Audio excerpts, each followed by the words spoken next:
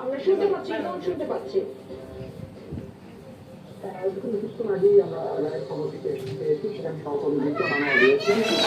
আমরা এখন পর্যন্ত যে খবরটি পেয়েছি আদালতের ভেতর থেকে, সরকারি চাকরিতে কোটা পদ্ধতি নিয়োগের ক্ষেত্রে নবম থেকে 13 গ্রেড, অর্থাৎ নবম থেকে 13 গ্রেডের যে কোটা পুনর্বহাল করে দেওয়া হাইকোর্টের রায়, সেটি বাতিল করে আপিল বিভাগ, এবং আপিল বিভাগের যে পূর্ণাঙ্গ রায় রয়েছে সেটি বাতিল হয়ে গেল। এবং এই রায়ের মধ্যে দিয়ে বাতিলের কারণে যে দাবি ছিল, অর্থাৎ রাষ্ট্রপক্ষের দাবি ছিল, সেটি বাতিল হয়ে গেল। এখন আমাদের আইনজীবীরা বেরিয়ে আসবেন। আজকে গণমাধ্যমে আমরা সহকর্মীর প্রস্তুতি নিচ্ছি যে আইনজীবীরা বের হয়ে আসবেন। এখন সরাসরি আমরা সম্পর্কে আপনাদের হাইকোর্টের রায়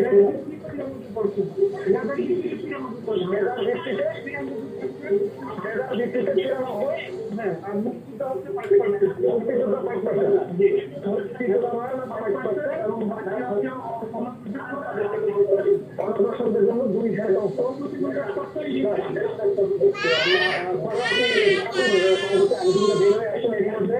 আমরা সেই রায়গুলো সমন্বয় পাচ্ছি, এবং আমরা দেখতে পাচ্ছি যে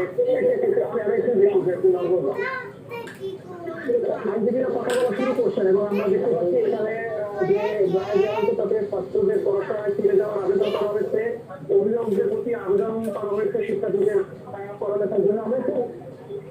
আমরা একটু আইনজীবীদের আমি একটু